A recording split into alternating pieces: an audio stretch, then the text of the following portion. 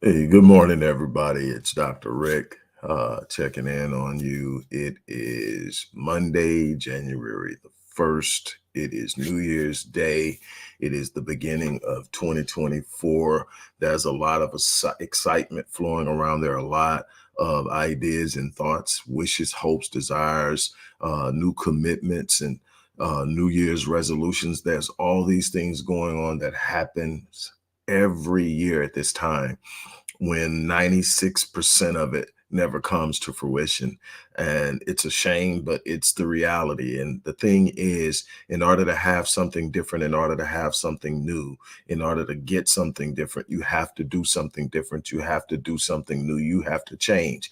Things don't change if you don't change. If you don't change your thinking, if you don't change your behavioral patterns, if you don't change your standards, nothing's going to change. And the problem with change is that behavior is habitual. 96% of behavior is habitual. It's subconsciously driven, and it is a part of a perpetual cycle of thoughts and corresponding behaviors that literally repeat themselves. And the more you engage it, the more powerful it is anchored in your mind and in your brain, because it strengthens the neural pathways that perpetuate the behavior.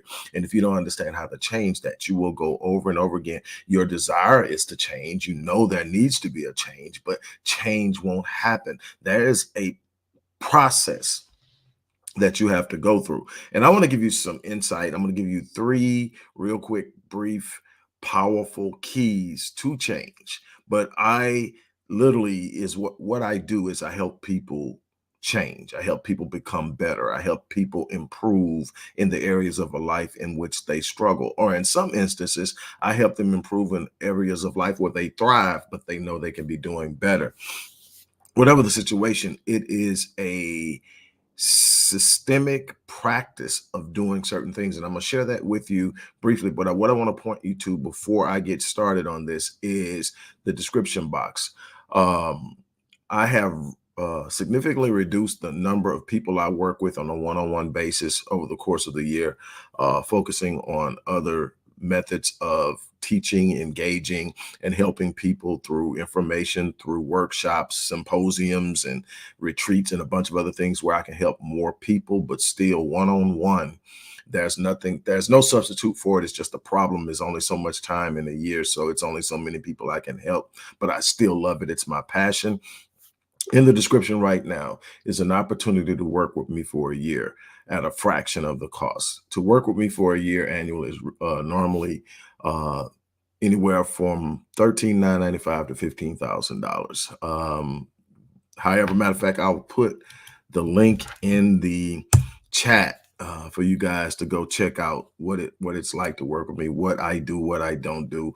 That page that I just shared the link on will give you all of that. But what I am doing today is I am offering, and it only lasts today at midnight. It's gone. I'm offering you an opportunity to work with me for a year at a fraction of that for the cost of a bronze package, which is 90 days, 12 weeks. You can work with me now. It is $3,500. And if you've got to grapple with that, this probably isn't for you. But I'm talking about people who really want to experience change, people who are tired of saying, this is my year, only to repeat the repetitive cycle of the year before, the year before, the year before. There has to be something that changes, and that change requires a certain step. And there is a process in that, and I want to help you get there. And so much else goes into it, but you can check that out. But if you want to work with me, here's the opportunity for the remainder of the day. Anyone who signs up for the bronze package will get a free upgrade to the platinum package. So for $3,500, you will get I think the based platinum package is $13,995, and it can go up to 15,000. And I tell you, for those people who have actually done it and read up, obviously it works. So, and normally they show up on here because they like getting in on stuff that I do. So if one of you guys show up, you can talk about it or share whatever. Here we go. So I'm going to give you 3 steps that you need to be aware of. Now, obviously, the help that I can give you will increase and enhance the effectiveness and efficiency at which you do this. But you need to be aware of this, because if you don't do these things, nothing's going to happen. The first thing is start your day in a point of reflection and gratitude. We heard this all of our lives. How you start your day is how your day going to go. Let me tell you, this has been scientifically proven now. This is no longer just somebody saying, hey, man, when I do this, it feels like this. This is literally scientifically proven, because you're starting your day, you're setting your state. And when you set your state, you're literally determining how you're going to engage the circumstances of life. See, most people are determining their happiness, their sense of fulfillment, their sense of gratitude and thankfulness, and everything based on what circumstances. So they're looking to something external to provide an internal feeling and emotion and anchor, instead of the other way around. And so, but when you wake up in the morning, you can establish gratitude. You can use reflection. You can think on the things that you want. You can reflect on the victories and the advancements. You can do so many things, but you set your state, because that state is going to be the lens through which you engage and view every situation. You're not going to avoid challenges. You're not going to avoid setbacks. You're not going to avoid bad news. You're not going to avoid all of the things that happen to everybody in life, no matter who they are, where they come from, where they're going. You're going to meet challenges. The vicissitudes of life are going to roll into your paradise. There's nothing you can do to stop that. But what you can do is being the right mindset to engage it. A mindset that says, I'm grateful, I'm thankful, I'm prepared, I'm blessed, I'm built for this. And in an essence, that's my morning ritual, is to wake up and remind myself of who I am and what I'm capable of. Remind myself of my gifting, my purpose, my passion, my direction, and my path. And what it does is it settles me. It reminds me that, yeah, you're probably going to run into some things that are unfavorable over the course of the day, but you're built for this. You're probably going to have some difficult moments, but you are prepared for this. You are in alignment with your purpose. You are in alignment with your design. God built you for this moment. God is with you as you travel through it. Nothing can destroy you. Nothing can stop you. And that thing prepares me. So then when I meet the challenge, I'm not shaken by it. One of the things in one of my journals, when I close my journal out, I close it with, I'm unshakable, I'm unbreakable, I'm unstoppable. Today I win. And that's just one of the things that I go through before I ever touch my phone in the morning, before I ever open myself to any stimuli that I don't control. I'm already establishing who I am in this world. And it's not dependable, or it's not dependent or contingent upon what is happening on the outside of what I am doing. So in other words, my happiness is not in correspondence to what's going on in my life. Because I'm telling you, I've had a whole lot of stuff go on in the last couple of years that would shake the average person, that will break the average person down. And people have asked me, how are you doing it? It's because I know who I am in this world. I trust. My faith isn't some abstract idea. It's the powerful, unbreakable force that pushes me through the things that I'm going to have to deal with in this world. See, faith isn't an idea or just simply something you believe in. Faith is a force that anchors you when you can't see it, when you can't sense it, but you still expect it, you still know it's there, and you anchor yourself in that in the morning. So the first thing I do is I wake up, and the first thing out of my mouth is thank you.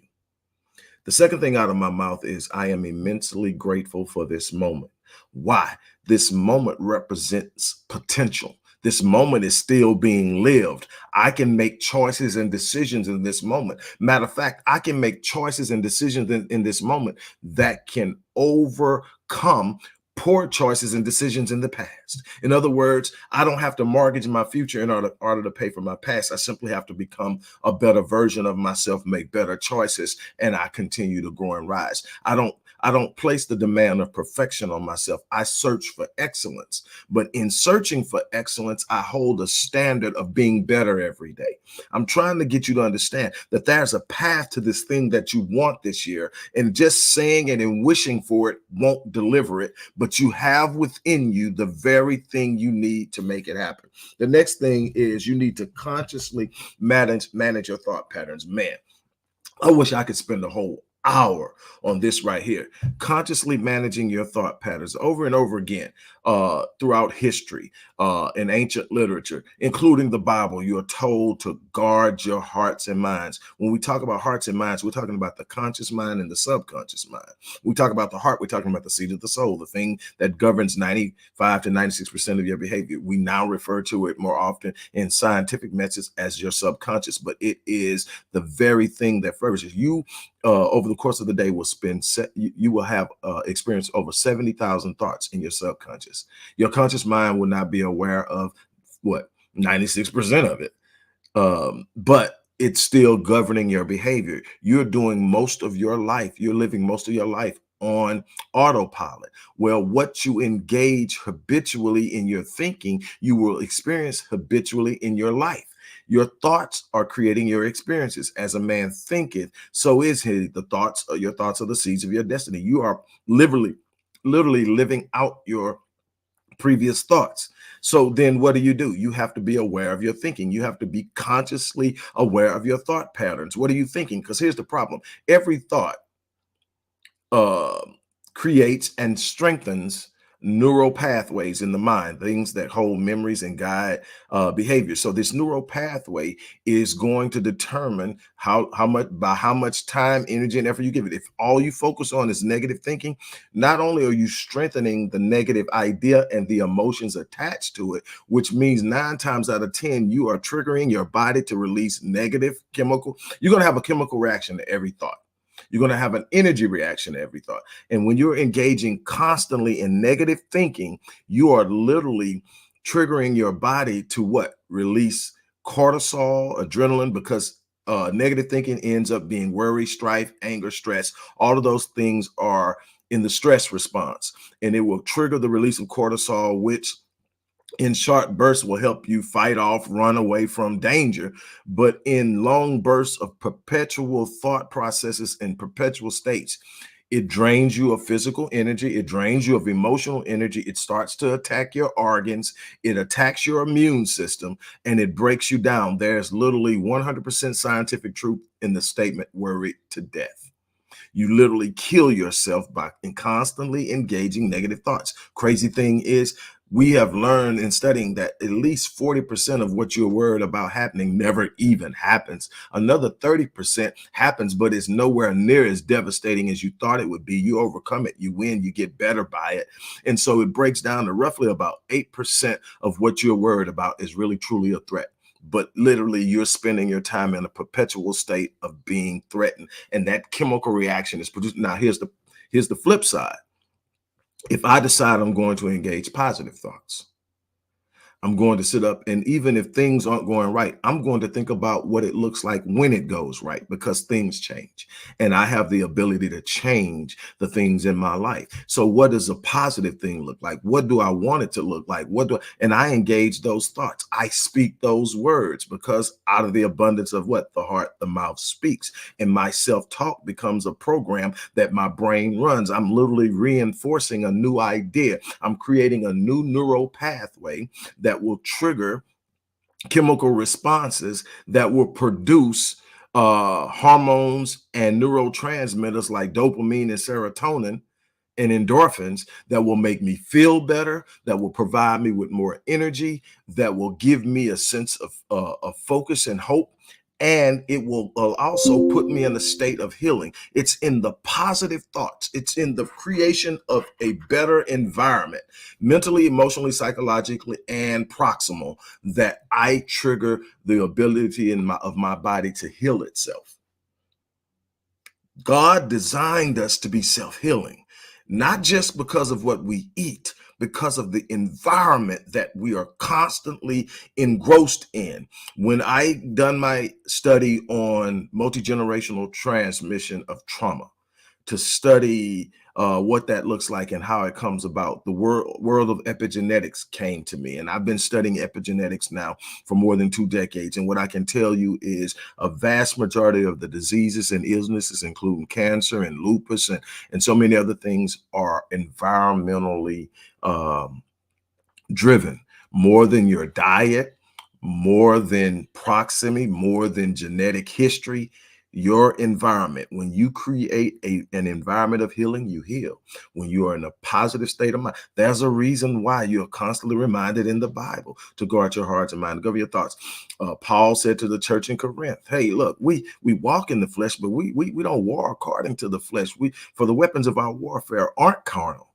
They are mighty in God for pulling down strongholds. How do you pull down strongholds? Strongholds are the obstacles. Strongholds are the things that keep you back. Strongholds are the negative thinking. Strongholds are the belief that poverty is your lot in life. Strongholds are the belief that you weren't meant to be loved. Strongholds are the beliefs that you've been holding as a child and in your young adulthood because of past experiences, not understanding that you can rewrite the narrative and rewrite the story. And what happens? You're casting down arguments. Then it says every high thing that exalts itself.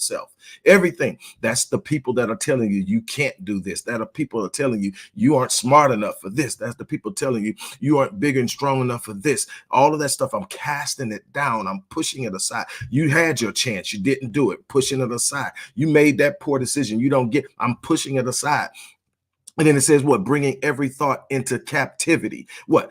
I'm managing how I think. I'm not allowing my circumstances. But see, most people won't even engage the state of gratitude, which is to be the beginning of abundance. Gratitude is the gateway to abundance, the things you want to experience abundantly. And see, abundance isn't just money. Money is just one portion of it. Wealth is just one portion of it. Wealth comes in more than just money as well. When you talk about abundance, you're talking about abundance of love, abundance of health, abundance of freedom, abundance of ability and power to execute the things in your life that you're passionate about, that you feel so pushed about, that you have set aside because life told you you couldn't have it. I'm talking about when you sit up and say, I'm now going to control it. But see, most people consult their circumstances instead of consulting their faith. Did you hear what I said? Most people consult their circumstances rather than consulting their faith. In other words, they let their circumstances dictate how they're going to feel today. No, I consult my faith. I consult my desire. I consult my passion. I consult my purpose. I consult my design. God gifted me to be somewhere, to do something exceptional, to do something extraordinary. I've been prepared over the course of my life through the things that I've been through to prepare me to go through something. So I don't I don't search the circumstances. Matter of fact, I've been saying there's something in my spirit when I have a negative circumstance, when things aren't going my way, and I don't care how long it lasts. I'm not in a sprint.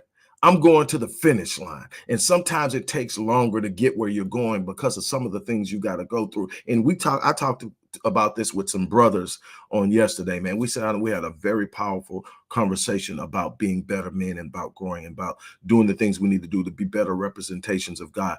And the one thing we all agreed upon is that this walk of elevation isn't about comfort. You're going to have to be willing to be a little uncomfortable.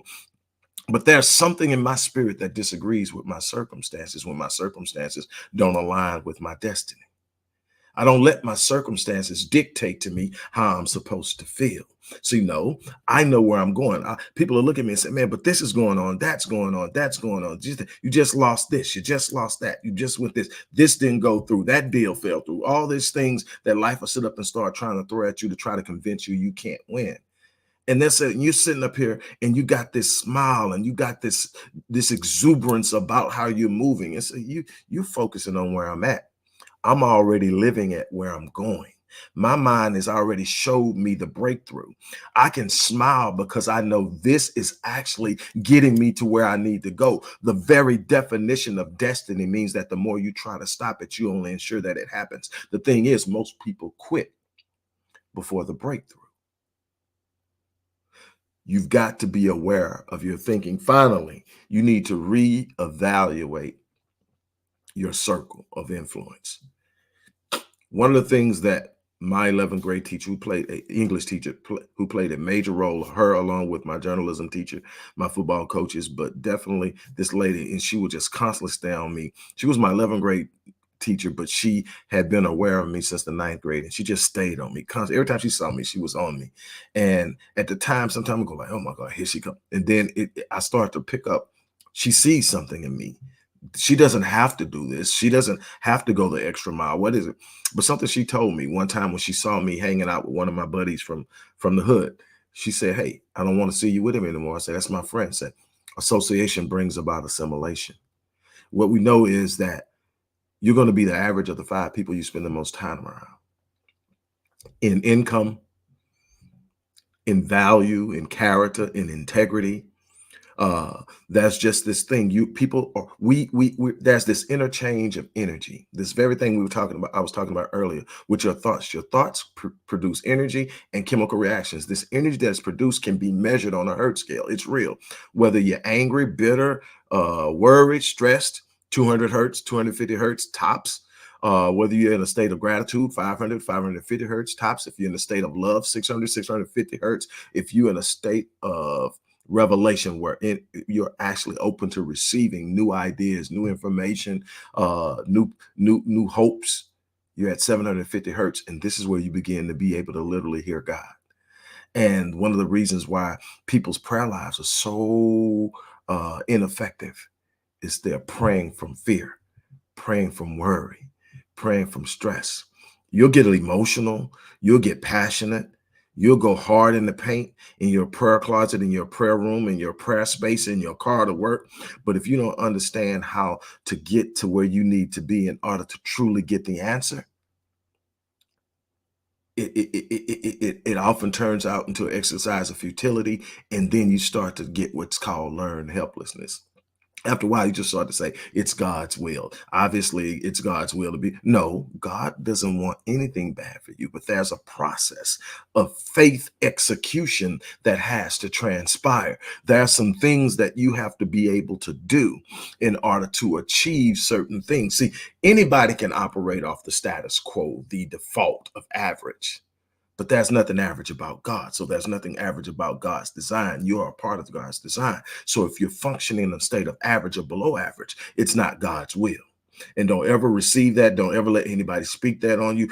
Are you going to go through some challenges? Yes. Are you going to reap the consequences of poor decision making? Absolutely. But you're never going to be stuck in any place that isn't a representation of God's power to deliver you. So even when you make a poor mistake, your faith will not deliver you from your consequences, but your faith will allow you to overcome them.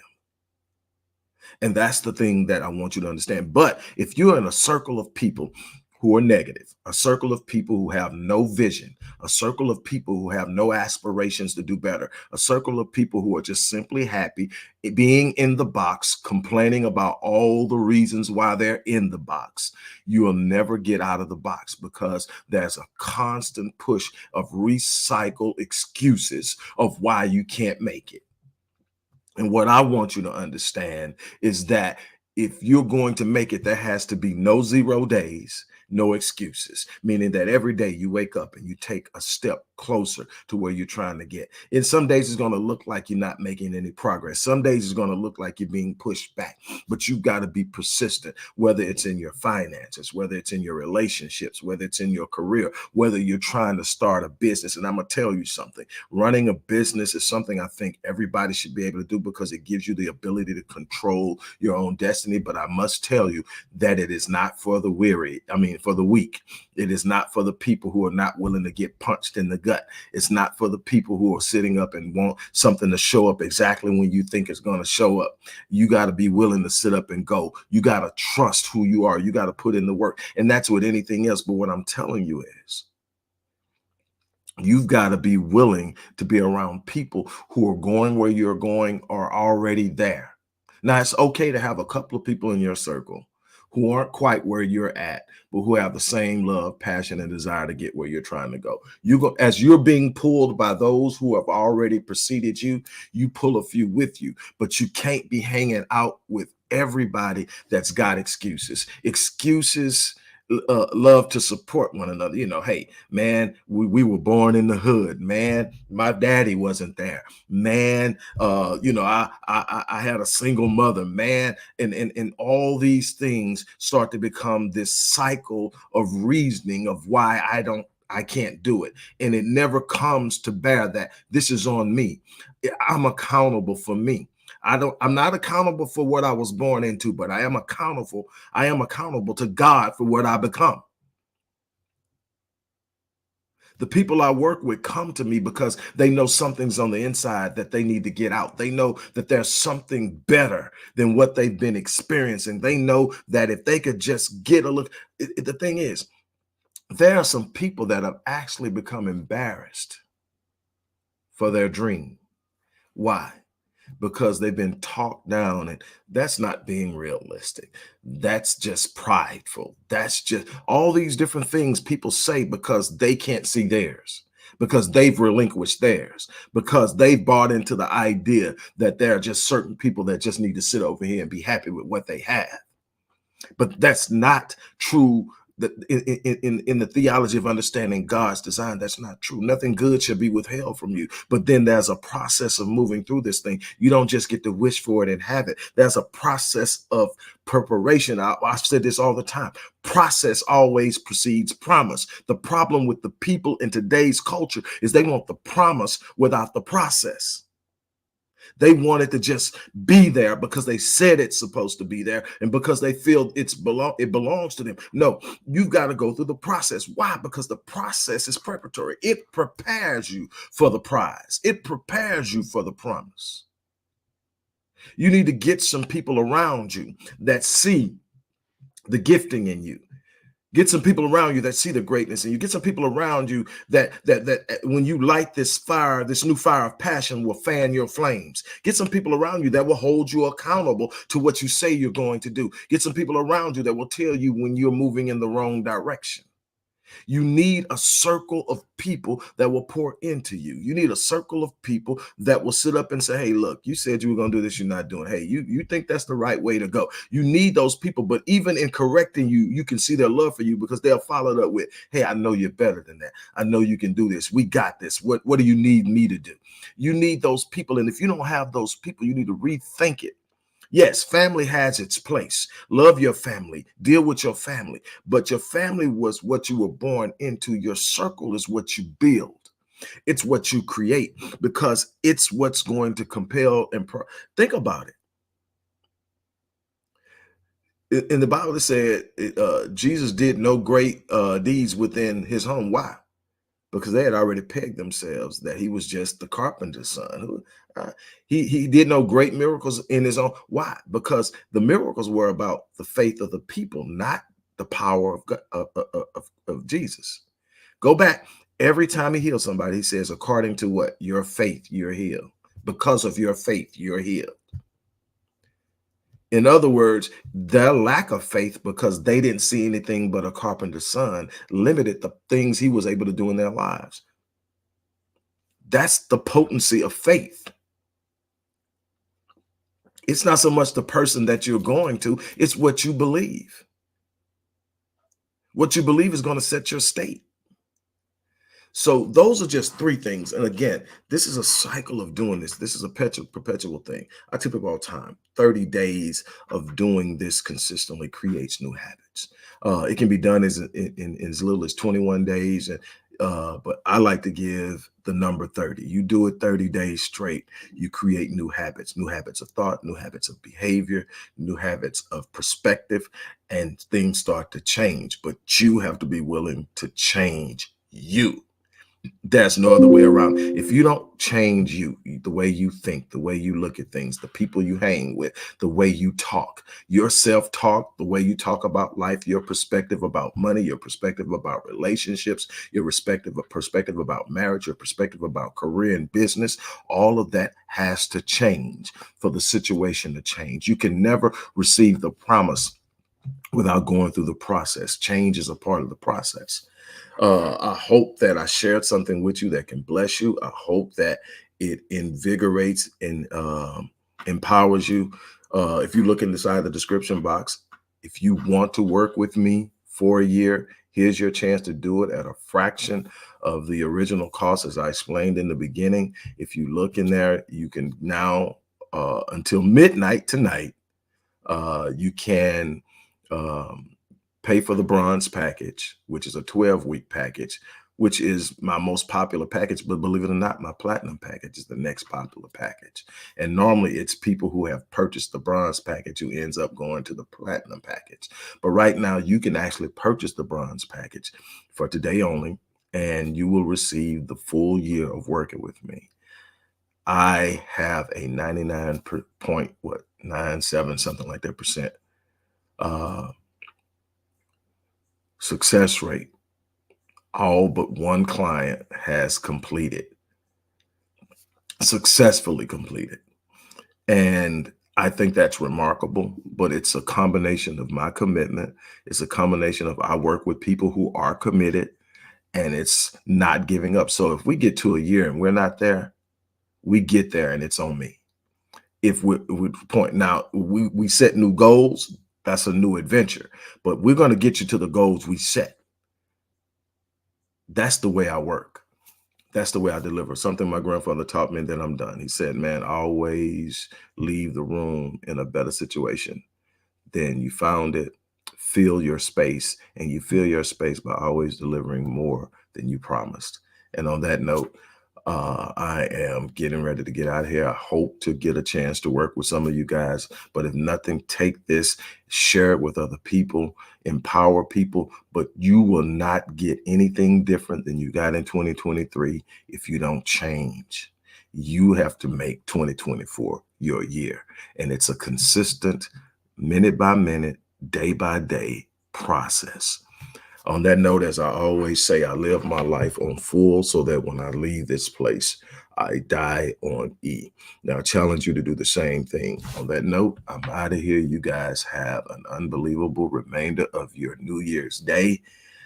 Let's make it the best ever. And that has to be an intentional process. I'm out.